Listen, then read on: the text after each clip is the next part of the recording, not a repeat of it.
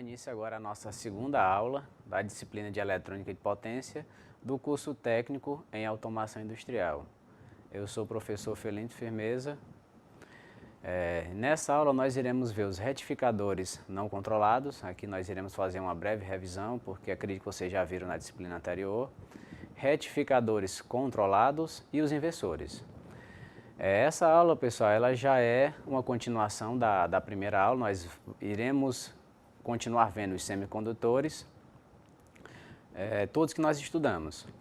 Os circuitos retificadores são circuitos que são utilizados para converter corrente alternada em corrente contínua. As aplicações são diversas. Podemos citar uma que todo mundo tem contato, seria o carregador do celular, onde eu tenho a tomada da concessionária, que é 220 volts, corrente alternada, e eu alimento o meu celular em corrente contínua de 5 volts.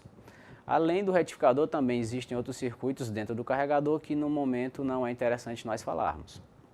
Eles podem ser classificados quanto ao número de fases, podem ser monofásicos ou polifásicos, quanto à topologia empregada de meia onda ou de onda completa, e quanto ao semicondutor empregado, que pode ser o diodo para os não controlados e o SCR para os controlados. Lembrando que o SCR eu tenho controle sobre ele porque, diferente do diodo, ele possui o terceiro terminal, que é o terminal do gate. São utilizados em fontes chaveadas, controle de velocidade de motores, equipamentos eletrônicos, entre outros. Abaixo a gente consegue ver um diagrama de bloco, que ele está representando, desde o início, vem um transformador, em seguida um retificador, o filtro capacitivo e a carga. Nessa aula nós iremos ver o retificador e o filtro. O transformador ele não faz parte do retificador, embora esteja dentro do circuito, mas ele não faz parte do objetivo do nosso estudo. Os retificadores monofásicos, nós temos essas três topologias, na realidade são duas, mas a de onda completa ela se divide em duas, que é com ponto médio e em ponte, e temos o de meia onda. Nós temos aí seguindo a sequência do menos eficiente para o mais eficiente. O de meia onda é o menos eficiente. O seu princípio de funcionamento é baseado na tensão de entrada. Se ela é positiva, o diodo está diretamente polarizado, deixando a tensão passar para a carga, e se a tensão de entrada é negativa, o diodo está bloqueado, não existe transferência de energia para a carga. Por isso que ele recebe o nome de meia onda.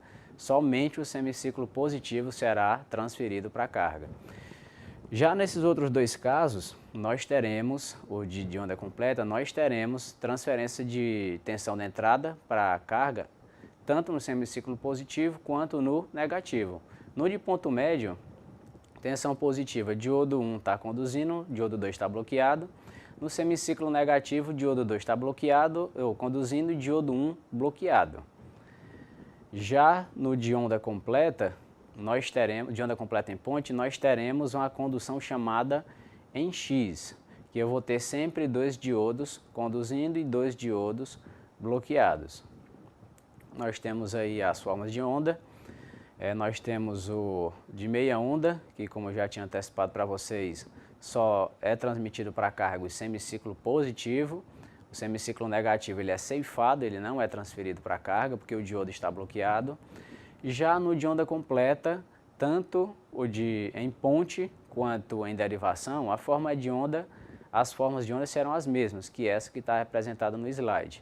Nós temos a tensão de entrada, uma senoide, e a tensão da saída nós temos uma senoide retificada, onde a gente consegue perceber que mesmo no semiciclo negativo existe transferência de energia para a saída.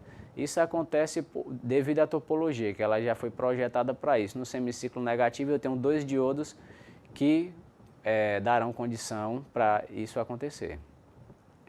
Depois nós vamos para o filtro capacitivo, que é sempre interessante nós termos o filtro capacitivo na tentativa, no objetivo de reduzir a ondulação da tensão na saída. Não é interessante para a carga, ela está com essa tensão oscilando entre tensão de pico e zero. Então o capacitor ele entra no circuito, ele armazena energia em forma de tensão e no momento que a tensão de entrada está decrescendo a zero, ele consegue alimentar a carga será alimentada por esse capacitor. Por isso a gente consegue ver essa linha de vermelho, que a tensão ela não cai na mesma proporção da tensão de entrada, a tensão na saída não cai na mesma proporção. E essa ondulação ela vai ser menor quanto maior for o capacitor. Numa situação hipotética, se meu capacitor fosse infinito, essa minha ondulação seria zero. Nós temos aí a fórmula para calcular a capacitância e tem uma observação aí, que quanto maior o capacitor, menor a ondulação de tensão e vice-versa. Quanto menor o capacitor, maior a ondulação de tensão. Os retificadores trifásicos geralmente são empregados em cargas de maiores potências, porque cargas de maior potência são trifásicas.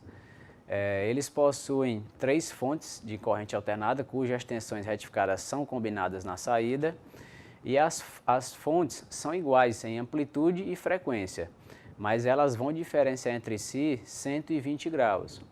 E esse número, pessoal, é fácil de a gente aprender porque a gente imagina que a senoide tem 360 graus, são 3 fases, 360 dividido por 3, 120 graus. Nós temos aí a topologia de meia onda e a de onda completa.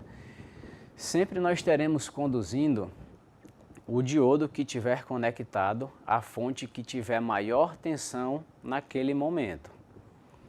E esse para o de meia onda. Já o de onda completa, nós teremos sempre 2 diodos conduzindo. Um do grupo positivo, que é o D1, D2 ou D3, e um do grupo negativo, D4, D5 ou D6. Nós temos as formas de onda. O de meia onda, observe que era como se fosse, você desse um Ctrl+C na tensão da fonte de alimentação somente nas partes mais positivas e desse um Ctrl+V na carga. Ele pega somente as partes mais positivas dessa fonte. Já no de onda completa, além de ele pegar as partes mais positivas, ele também pega a parte mais negativa. E você pode perceber no gráfico que a frequência ela aumentou. Então nesse momento a gente já pode definir que a frequência no de meia onda é 3 vezes a frequência da fonte de alimentação de entrada e no de onda completa a frequência é 6 vezes superior. Isso é uma grande vantagem porque já de cara a gente consegue perceber que a ondulação é menor. Se a ondulação na carga é menor, eu não vou necessitar de um capacitor. Aos retificadores controlados, que observe que a topologia é semelhante ao de meia onda que nós vimos anteriormente, só que agora foi adicionado no lugar do diodo um SCR. Que esse SCR ele pode ser disparado de 0 a 180 graus. Na primeira etapa nós temos a tensão positiva, negativa, então tem positiva na parte superior da fonte, dando condições de o SCR entrar em condução e ele fica esperando chegar o pulso no gatilho. Chegou o pulso no gatilho, ele entra em condução e transfere a tensão da entrada para a saída, que é de 0 a 180 graus. Na segunda etapa de condução, ele vai se comportar da mesma forma que o diodo. Vai chegar a tensão negativa no anodo, positiva no cátodo e esse SCR ele permanece bloqueado. Não existe transferência de energia da entrada para a saída. Nós temos aí a forma de onda, onde a gente consegue perceber que ele não começou a conduzir no momento onde a tensão cortou o zero e começou a subir em direção à tensão de pico. Existe um valor que a gente consegue ver ali embaixo, que ele só passou a conduzir depois do alfa, e ele conduz até o π, que é 180 graus. Observe que π a 2π não existe condução. Por quê? Porque esse CR está reversamente polarizado. Nós temos agora os retificadores controlados de onda completa. Da mesma forma também lá dos não controlados, nós temos as mesmas topologias que novamente foram substituídos somente os semicondutores. No lugar do diodo nós estamos utilizando SCR. Ambos vão possuir transferência de energia da entrada para a saída nos 2 semiciclos, tanto no positivo quanto no negativo. Pegando primeiro de meia onda, de onda completa em derivação, nós temos no semiciclo positivo T1 com condições de conduzir, aguardando o pulso no gatilho. Quando chega o pulso no gatilho, ele entra em condução e o T2 bloqueado. E no semiciclo negativo, o T2 é que vai passar a conduzir a partir do momento que chega o pulso no gatilho. Já no de onda completa, nós teremos dois tiristores conduzindo, dois SCR conduzindo ao mesmo tempo. Nós teremos primeiro T1 e T4 esperando o pulso no gatilho. Quando esse pulso chega, os dois entram em condução. E posteriormente, esses dois SCR serão bloqueados e T2 e T3 entrarão em condução. E a forma de onda que nós teremos será essa daqui. Observe agora que, diferente do de meia onda, eu tenho transferência de tensão para a saída, tenho tensão na carga, tanto no semiciclo positivo quanto no semiciclo negativo da fonte de alimentação. E observe também o valor do alfa, que ele está apresentado no gráfico. Naquele momento ali zero, no ponto zero do gráfico, já tem tensão positiva no SCR, mas como não tem pulso no gatilho, ele não entra em condução. No momento que chega o pulso no gatilho, ele entra em condução e eu passo a ter tensão e corrente na carga. Agora vamos sobre retificadores trifásicos controlados. Também da mesma forma dos trifásicos não controlados, as topologias são as mesmas, diferenciando apenas agora que foram substituídos os diodos pelos SCRs. Eles vão conduzir no de meia onda o tiristor que tiver ligado à fonte com maior tensão e aliado a isso o pulso no gatilho. Cada SCR pode conduzir 120 graus e no caso do de onda completa, cada um vai conduzir 120 graus e vai acontecer uma comutação a cada 60 graus. Quer dizer que a cada 60 graus eu vou ter uma comutação de um tiristor, de um SCR. Vai deixar de conduzir e o outro vai passar a conduzir no lugar dele.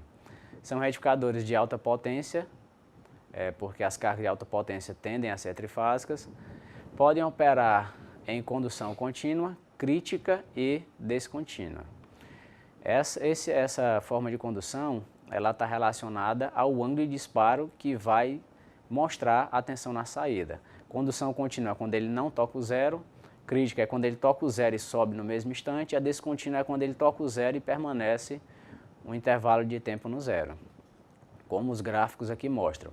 Para o ângulo igual a zero, a gente consegue observar no primeiro gráfico que a tensão está começando a surgir ali a partir do cruzamento das duas formas de onda, de V1 com V3. A partir daquele momento ali, ele já tem pulso no gatilho, ele entra em condução. Já no segundo gráfico, nós temos a condução crítica, onde o ângulo de disparo foi em 30 graus.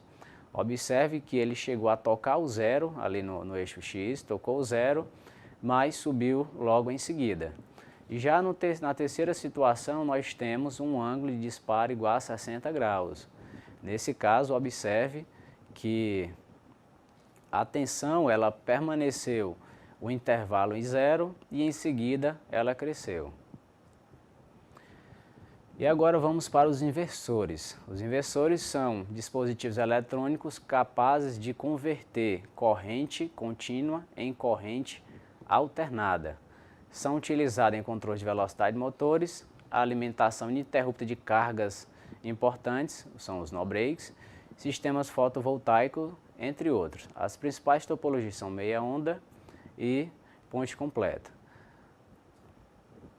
As aplicações, nós temos aí o diagrama que apresenta uma aplicação no controle de velocidade de motor e temos um que apresenta de um no-break.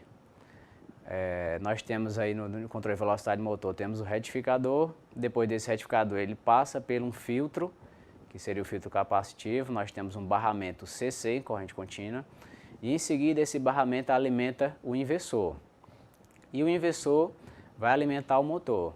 E observe que ligado aos três nós temos a unidade de controle. Essa unidade de controle é a que vai fazer o controle desses três diagramas, e principalmente o inversor, que ele vai controlar a condução das chaves, a frequência. Por quê? Porque quanto maior a frequência, maior vai ser a velocidade do motor. E vice-versa, quanto menor a velocidade de chaveamento, menor a frequência, menor será a velocidade do motor. Isso está comprovado nessa fórmula de motores, onde a velocidade vai ser 120 vezes a frequência dividido pelo número de polos. A gente consegue perceber, se eu substituir nessa expressão uma frequência maior, a velocidade também vai ser elevada. E abaixo nós temos o diagrama de um no-break, onde eu tenho a entrada. O primeiro circuito é um retificador, daí a necessidade de nós estudarmos retificadores. Nós estamos vendo esses dois diagramas que nós precisamos dos retificadores, que foi um tópico que acabamos de estudar. Esse retificador ele vai alimentar uma bateria, essa bateria ela vai estar lá recebendo a energia, no caso de uma falta na fonte de alimentação, a bateria entra como uma fonte auxiliar. E entre a bateria e o retificador nós temos aí o inversor, que é o elemento de estudo nesse momento. E o inversor ele vai transformar a corrente contínua em corrente alternada. Então nós temos a primeira topologia de meia ponte, onde nós temos aí duas chaves e temos dois diodos. Esses dois diodos eles só precisam ser acrescentados se a carga ela for indutiva. Se a carga for 100% resistiva, esses diodos se tornam desnecessários. Quando eu fecho a chave S1, eu vou ter sobre a carga a tensão E/2 positiva. No momento que eu abro a chave S1 e eu não mando o pulso de fechar S2, observe que se a carga ela for indutiva, o indutor ele se opõe à variação brusca de corrente. Então ele vai inverter a sua polaridade para manter a corrente circulando no mesmo sentido. Então agora nesse caso eu vou ter o negativo ali do lado direito da carga e ele vai polarizar o diodo D2. Então a corrente ela vai fluir por D2 indo para a fonte de alimentação. E logo em seguida eu fecho, mando fechar a chave S2. Quando a chave S2 fecha, agora na carga eu vou ter também a tensão E/2. Só que nesse caso com a tensão inversa da S1, que é o foco desse meu conversor, é eu ter tensão positiva e ter tensão negativa. Quando eu mandar abrir a chave S2, a carga novamente vai inverter, o indutor da carga vai novamente inverter a polaridade e agora o diodo D1 vai escoar a corrente novamente para a fonte de alimentação. Eu jamais posso ter as duas chaves conduzindo ao mesmo tempo, porque isso me provocaria um curto de braço. Então deve existir um tempo morto onde nenhuma das chaves está conduzindo. Geralmente o tipo de chave empregado em inversores são os GBTs. Aqui nós temos a forma de onda, S1 e S2, onde tem as tensões, onde manda ligar e desligar a chave. E observe que tem um intervalo morto, como foi falado anteriormente, onde eu não tenho nenhuma das duas. E esse intervalo você pode perceber que ele é bem pequeno. Aí nós temos o comando da chave, que é feito ali com um comparador, uma tensão de referência, uma portadora triangular. Ele vai me gerar um PWM, esse PWM ele vai ser enviado para a chave S1. E observe que para S2 ele vai ser invertido. Então no momento que eu tenho um pulso no S1, S2 não tem. No momento que eu tenho S2, S1 não tem. E após essa minha inversão, eu vou alimentar minhas cargas com a tensão geralmente na faixa de 220 volts, então vou precisar de um transformador. E aí a gente tem o exemplo de adição de um transformador. Na topologia em ponte, nós temos agora 4 chaves. Nesse caso aqui não foram colocados diodos, porque podem observar que a carga ela é exclusivamente resistiva. Quando eu tiver S1 e S4 conduzindo, eu vou ter a tensão E sobre a carga. Quando eu tiver a chave S2 e S3 conduzindo, eu vou ter a tensão menos E sobre a carga. Se for adicionado a carga indutiva, que é o comum, nós iremos necessitar também dos diodos. de circulação em antiparalelo com as chaves. E existe também, da mesma forma da topologia de meia onda, também existe o tempo morto entre as chaves, para que não exista a possibilidade de eu ter as 4 chaves conduzindo ao mesmo tempo. Aí nós temos aqui as etapas de operação.